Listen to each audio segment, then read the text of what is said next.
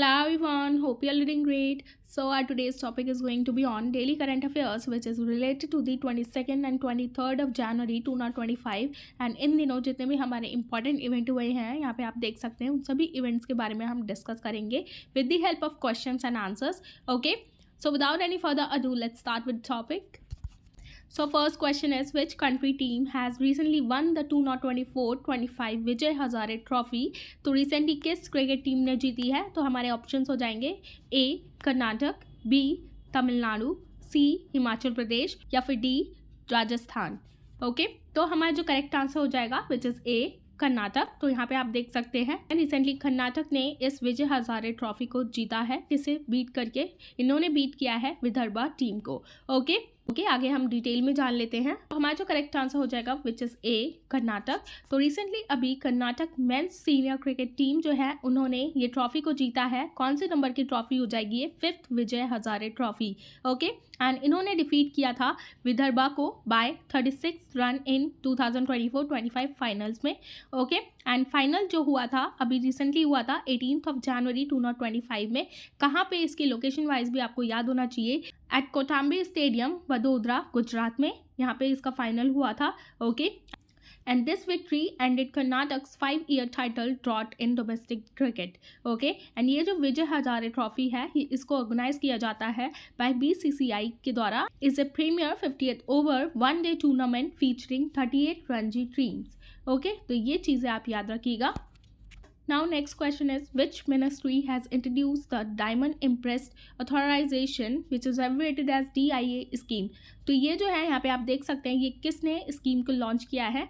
So our options are A. Ministry of Mines, B. Ministry of Commerce and Industry, C. Ministry of Finance या फिर D. Ministry of Home Affairs. तो recently ये जो Diamond Impressed Authorization scheme है ये launch की गई है by the ministry of commerce and industry. तो हमारा जो करेक्ट आंसर हो जाएगा विच इज़ बी. आगे हम और डिटेल में जान लेते हैं.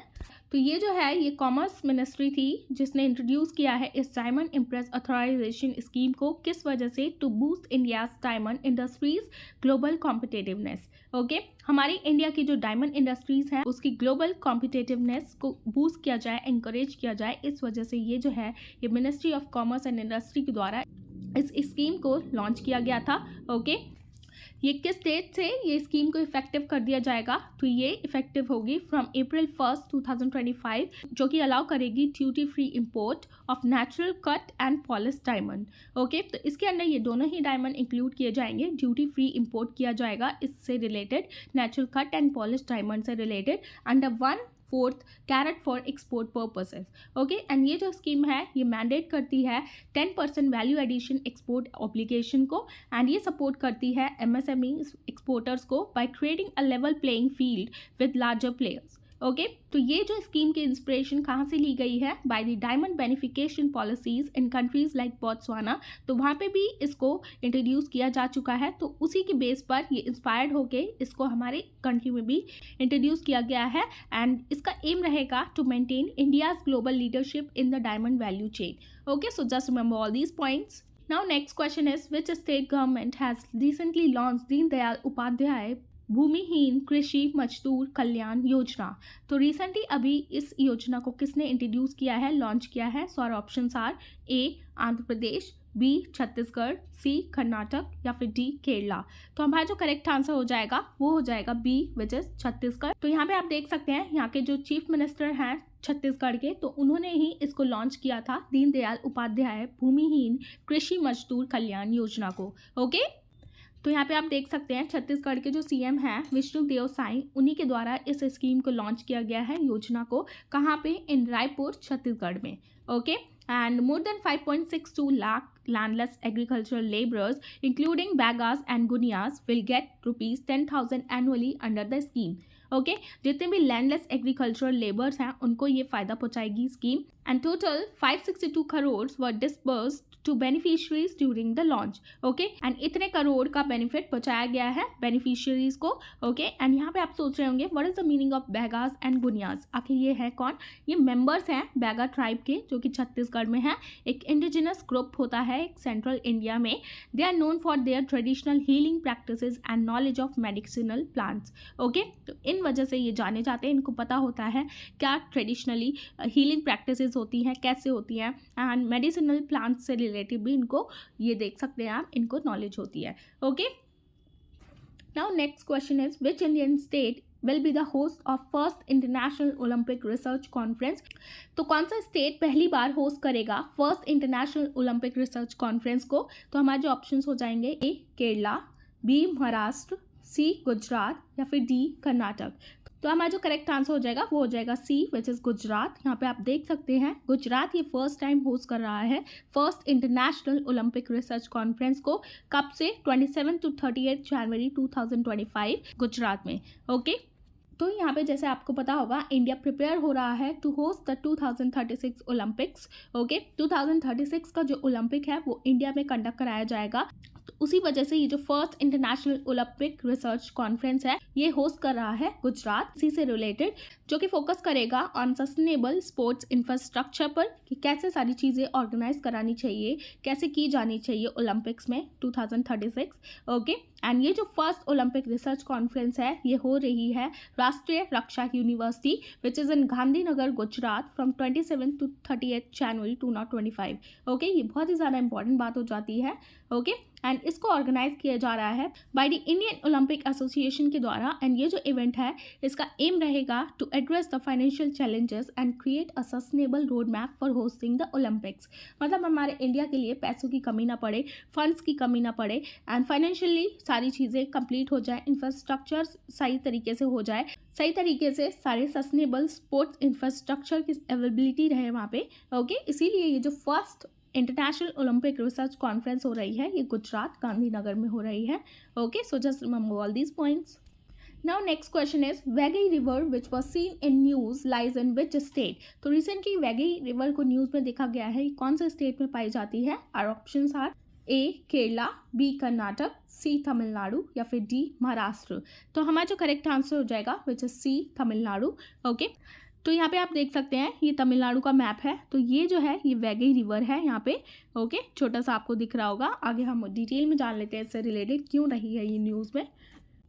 तो रिसेंटली अभी मद्रास हाईकोर्ट ने डायरेक्शन दी है लोकल बॉडीज़ को कि वो सबमिट करें एक action plan to prevent pollution in the Vaigai river. तो देखा जा रहा है वैगी रिवर जो है पॉल्यूटेड होती जा रही है. तो मद्रास हाईकोर्ट ने ये ऑर्डर दिया है वहाँ के लोकल बॉडीज़ को कि सबमिट किया जाए कि उसका एक्शन प्लान क्या रहेगा to prevent pollution. Okay, and सबसे ज़रूरी बात ये जो वैगी रिवर है इससे रिलेटेड आपसे क्वेश्चन पूछ ली जा सकते हैं. ये ओरिजिनेट होती है फ्रॉम वरुस अनंदू एंड मेघमलाई हिल से of the western Ghat in Tamil Nadu. Okay, ये लोकेशन वाइज याद रखिएगा. एंड ये फ्लो करती है साउथ ईस्ट, मतलब नीचे से ऊपर ऐसे साउथ ईस्ट की तरफ जाती है through the Pandya Nadu region, rarely flooding. And इससे देखा जाता है रियरली फ्लड्स वगैरह होने के चांसेस होते हैं.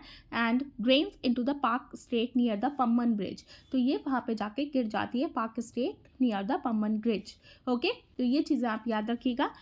एंड जैसे कि आपको पता ही होगा ये जो पाक स्टेट कहाँ पे लाई करता है between the Tamil Nadu and Sri Lanka. तो वहाँ पे जैसे कि ये हमारा इंडिया का मैप है, यहाँ पे ये तमिलनाडु है, नीचे छोटी सी ये जो है ये पाक स्टेट है, यहाँ पे ये फिर श्रीलंका आ जाता है. तो ये दोनों कंट्रीज को जोड़ता है ये जो पाक स्टेट है.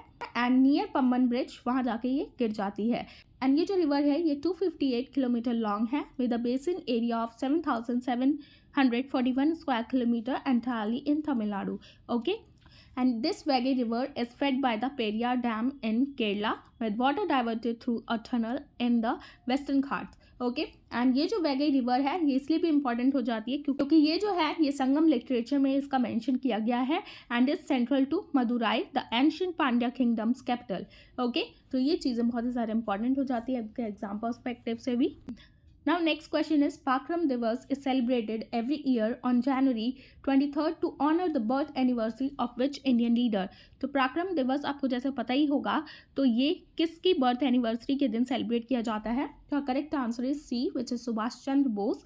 यहाँ पे आप देख सकते हैं इनकी पिक्चर। एंड इस डे को कब से स्टार्ट किया गया है मनाना? फ्रॉम जनवरी 23rd 2021 में। ओके, ये फर्स्ट टाइम मनाया गया था इस दिन, तभी से ही ये पराक्रम दिवस मनाया जा रहा है on the birth anniversary of Subhash Chandra Bose. Okay, तो रिसेंटली अभी आपने देखा होगा 23 जनवरी अभी जाके गई है, तो उसी दिन ये पराक्रम दिवस सेलिब्रेट किया गया था। एंड नेताजी इस दिन बॉर्न हुए थे 23 जनवरी 1897। कहाँ पर? कटक उड़ीसा में। ओके, तो इस दिन इनके कंट्रीब्यूशन को, जैसे कि हमारे इंडिया के फ्रीडम स्ट्रगल में इन्होंने सपोर्ट किया था, इस वजह से इनकी बर्थ एनिवर्सरी के दिन इस दिवस को मनाया जाता है पराक्रम दिवस। कब से स्टार्ट किया गया था? 2021 से।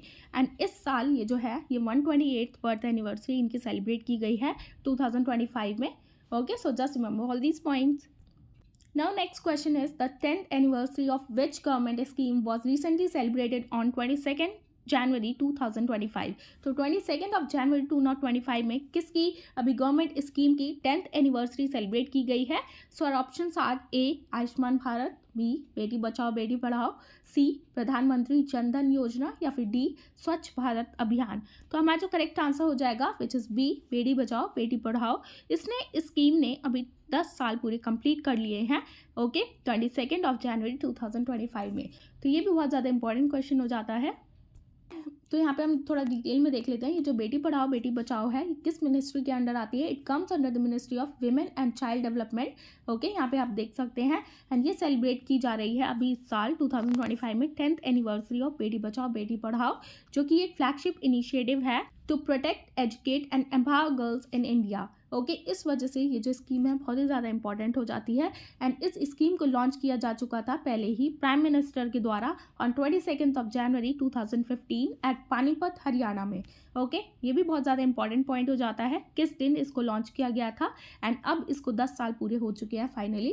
एंड ये जो है बेटी बचाओ बेटी पढ़ाओ, इसके अंडर एड्रेस किया जाता है the declining child sex ratio and related issues of the women empowerment over a life cycle continuum. Okay, तो ये सारी चीज़ें हैं आपके बहुत ही ज़्यादा इंपॉर्टेंट हो जाती है एग्जाम पर्सपेक्टिव से भी। Okay, so just remember all these points. So this is the end of the topic, and I hope you found this video informative. And if you found this video informative, please give it a thumbs up. And for more informative videos, please like, share, and subscribe to my channel for Shivi Study Education. And thanks for watching. Bye bye. Take care. I'll see you in the next one.